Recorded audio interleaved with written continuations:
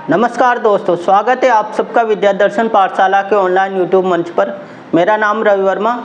अपन पढ़ रहे थे रक्त परिसंचरण तंत्र, मतलब ब्लड सर्कुलेटरी सिस्टम, जिसमें अपन सबसे पहले ब्लड की बात कर रहे थे। ब्लड में अपन ने ब्लड के बारे में जान ली थी पूरी जानकारी।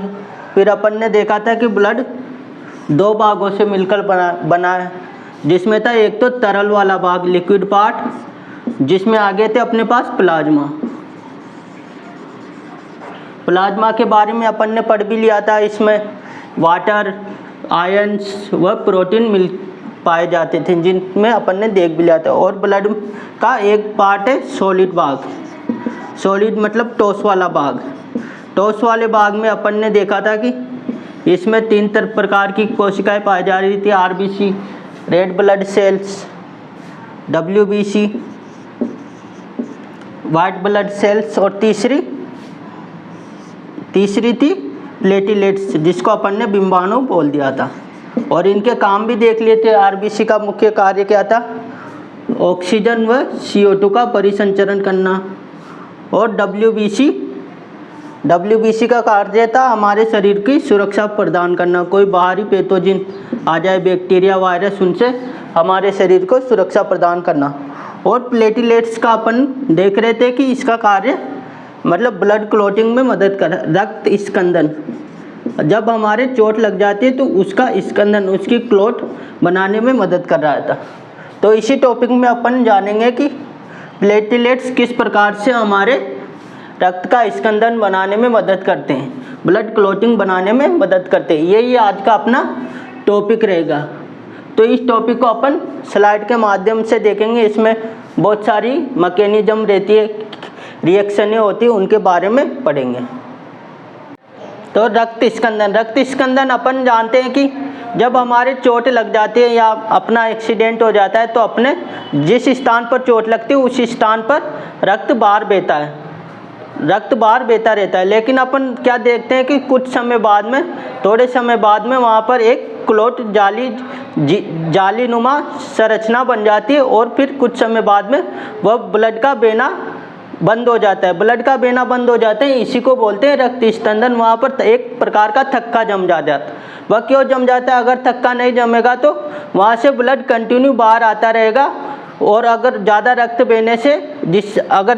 बह जाएगा तो हमारी मृत्यु भी हो जाएगी। इस वजह से ब्लड क्लॉट फॉर्म हो जाती है। और ये आपके सामने प्रक्रिया लिख रही है, इनके माध्यम से ब्लड क्लॉट का फॉर्मेशन होता है। उसके पहले अपन जानते हैं कि हिपेरिन एक प्रकार का प्रोटीन है जो हमारे शरीर में एंटीकोगुलेंट की तरह कार्य करता है। मतलब हमारे शरीर में लगातार ब्लड बह रहा है, और ब्लड बह रहा है। हमारे शरीर के अंदर तो ब्लड का, रक्त का थक्का नहीं बन रहा है, लेकिन जैसे ही वह बाहर आता है थक्का बन रहा है। तो ये हिपेरिन एक एंटीकोगुलेंट है जो हमारे शरीर के अंदर रक्त का थक्का नहीं बनने देता है।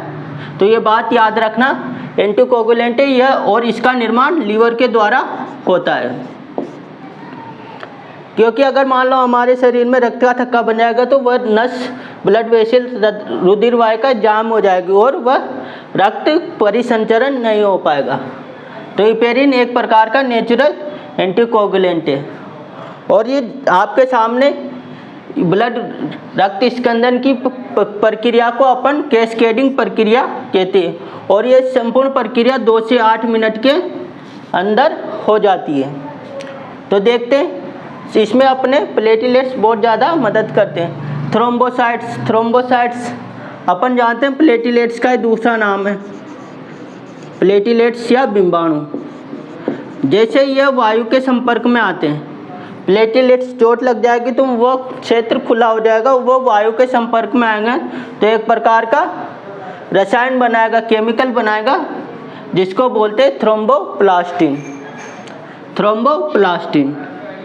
और ये थ्रोम्बोप्लास्टिन क्या करेगा? हमारे शरीर में एक प्रकार का प्रोटीन रहता है प्रोथ्रोम्बिन। यह अभी लेकिन असक्रिय है, इनएक्टिव है। तो ये थ्रोम्बोप्लास्टिन क्या करेगा? इस प्रोथ्रोम्बिन को एक्टिव करेगा। और इसमें अपने पास कैल्शियम की भी आवश्यकता होगी। कैल्शियम और थ्रोम्बोप्लास्टिन मिलकर प्रोथ्रोम्बिन को थ्रोम्बिन में बदल देंगे और यह प्रोथ्रोम्बिन तो असक्रिय है और थ्रोम्बिन सक्रिय हो जाएगा।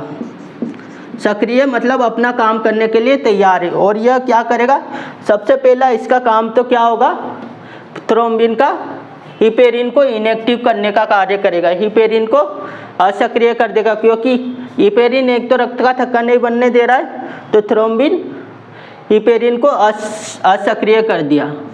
और दूसरा फाइब्रिनोजिन अपन ने देखा था कि प्लाज्मा का प्रोटीन है, तो ये थ्रोम्बिन और फाइब्रिनोजिन मिलकर एक फाइब्रिन बना लेंगे। फाइब्रिन मतलब जाली बना लेंगे, जाली को फाइब्रिन बोलते हैं, रेशेदार जाली बना लेंगे।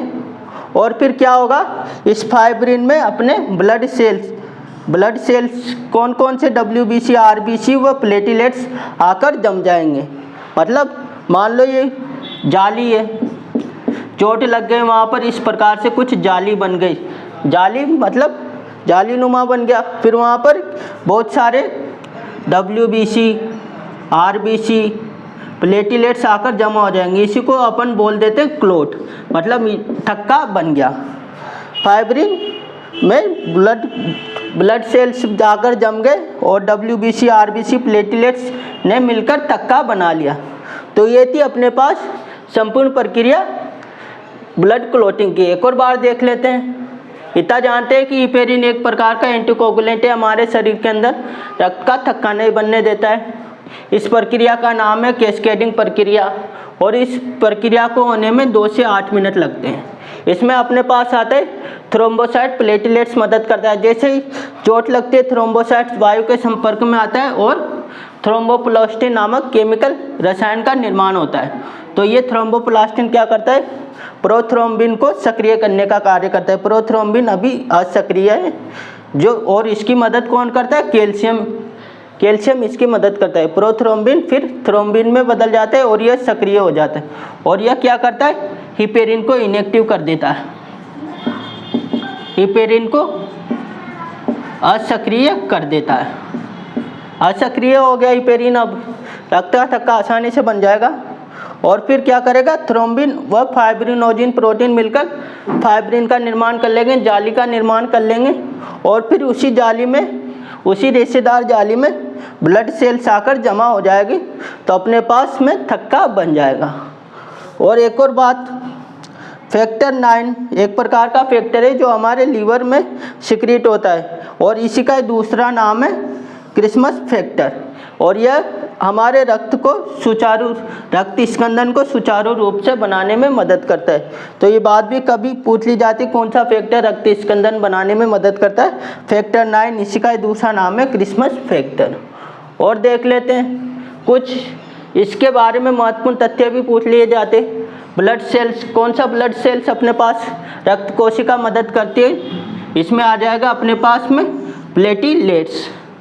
और प्रोटीन एक तो आ गया अपने पास में फाइब्रिनोजिन प्लाज्मा प्रोटीन और प्रोथ्रोम्बिन दोनों का निर्माण लीवर करता है। तो ये दोनों प्रोटीन मदद कर रहे हैं। और अपने पास में मेटल, कौन सी धातु बोल दो या खनिज, कौन सी खनिज मदद कर रही है, अपन ने यहाँ देखा कैल्शियम भी इसमें मदद कर रही है। तो कैल्शियम और विटामिन, कौन सा, विटामिन के, ये जिसमें ये सारी चीज़ें पाए जाएंगी वही व्यक्ति अपना ब्लड क्लॉटिंग बना सकेगा। तो एक और बार, ब्लड सेल कौन सी, प्लेटलेट्स, बिंबाणु, प्रोटीन, फाइब्रिनोजिन व प्रोथ्रोम्बिन, मेटल, कैल्शियम व विटामिन के। तो ये थी अपने पास रक्त स्कंदन की संपूर्ण प्रक्रिया। इसके बारे में और फैक्ट देख लेते हैं। ब्लड क्लॉटिंग से जुड़ी और कुछ बातें देख लेते हैं। अपन देखते हैं कि जब अपन रक्त का दान करते हैं तो ब्लड बैंक में क्या करते हैं कि ताकि वह खून वहाँ पर वो पैकेट में जमे नहीं, तो उसके लिए एंटीकोगुलेंट केमिकल मिला देते हैं। वह केमिकल कौन कौन से, सोडियम ऑक्जेलेट और कैल्शियम सिट्रेट। ये क्या करते हैं, एंटीकोगुलेंट है, मतलब रक्त को जमने नहीं देते तो उनको, ताकि वह और किसी व्यक्ति के आसानी से चढ़ा सकें। और अपन देखते हैं कि हमारे शरीर में कौन सा केमिकल प्रोटीन हमारे शरीर के अंदर थक्का नहीं बनने दे रहा है, हिपेरिन। तो हिपेरिन हमारे शरीर के अंदर थक्का नहीं बनने देता है और क्या करता है, यह रक्त को पतला करने में मदद करता है, क्योंकि रक्त पतला रहेगा तो वह आसानी से हमारे शरीर की पूरी नसों के अंदर, ब्लड वेसल्स के अंदर, वाहिकाओं के अंदर बह सके। और अपन देखते हैं कि जब ऑपरेशन करते हैं, ऑपरेशन में चीरा लगाते हैं, तो उस समय क्या करते हैं, जब ऑपरेशन करते हैं तो यह हिपेरिन के इंजेक्शन लगाए जाते हैं ताकि ब्लड क्लॉट नहीं हो, जिससे बीमार व्यक्ति की मृत्यु ना हो। तो ये भी याद रखना, ऑपरेशन के दौरान हिपेरिन के इंजेक्शन लगाए जाते हैं। और देख लेते हैं, आप सबने देखा होगा लीच जोक, मतलब वह भी लार, एक प्रकार की लार का निर्माण करते हैं जिसको बोलते हैं हीरोडिन। हीरोडिन भी एक प्रकार से एंटीकोगुलेंट है, रक्त को जमने नहीं देता है। बहुत सारे डॉक्टर क्या करते हैं, मान लो हमारे शरीर में कोई सी भी जगह पर, कौन सी जगह पर रक्त का थक्का जम जाता है, तो वह लीच के माध्यम से लीच को वहाँ पर लगा देते हैं और लीच क्या करती है, उस जगह को, वहाँ पर जमे हुए ब्लड को पतला करने का कार्य करती है और उसको पीती भी है, उसको खाना भी मिल जाता है। तो एक प्रकार से लीच हीरोडिन नामक रसायन का निर्माण करती है जो एंटीकोगुलेंट है, इस बात को भी याद रखना। और एक और बात देखते हैं कि हीमोफीलिया एक प्रकार से जेनेटिक बीमारी, अनुवांशिक बीमारी। इस बीमारी में क्या होता है कि कोई भी व्यक्ति के अंदर मतलब फैक्टर 9 का निर्माण नहीं होता है, फैक्टर 9 या क्रिसमस फैक्टर। तो इस फैक्टर का निर्माण नहीं होगा तो क्या होगा, रक्त का थक्का नहीं बनेगा और चोट, मान लो फिर इस व्यक्ति के चोट लग जाएगी तो रक्त बहता ही रहेगा और उससे उसकी मृत्यु भी हो सकती है। और अनुवांशिक बीमारी है, अनुवांशिक जेनेटिक डिजीज है। जेनेटिक का मतलब यह हमेशा, मतलब इसको अनुवांशिक रूप से मिली है, मतलब इसके पापा से या मम्मी से इसको मिली, फिर उनको भी उनके मम्मी पापा से मिलेगी। तो इस ऐसी बीमारियों को जेनेटिक बीमारी बोलते हैं, जेनेटिक डिजीज बोलते हैं।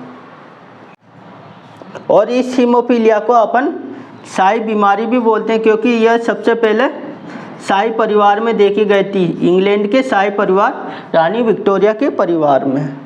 तो ये थी अपने पास एंटीकोगुलेंट के बारे में संपूर्ण जानकारी। तो इस वीडियो में अपन ने रक्त स्कंदन के बारे में संपूर्ण प्रक्रिया समझ ली। आशा करता हूँ यह प्रक्रिया आपको समझ में आई होगी। जितनी भी बातें मैंने बताई वह बहुत इंपॉर्टेंट थी। ये एंटीकोगुलेंट की बातें भी किसी ना किसी एग्जाम में पूछ ली जाती है, तो इनको अच्छे से देख लेना, 1-2 बार पढ़ोगे तो याद भी रह जाएगी। आशा करता हूँ वीडियो आपको अच्छी लगी होगी। चैनल को लाइक, शेयर व सब्सक्राइब करें। थैंक्स।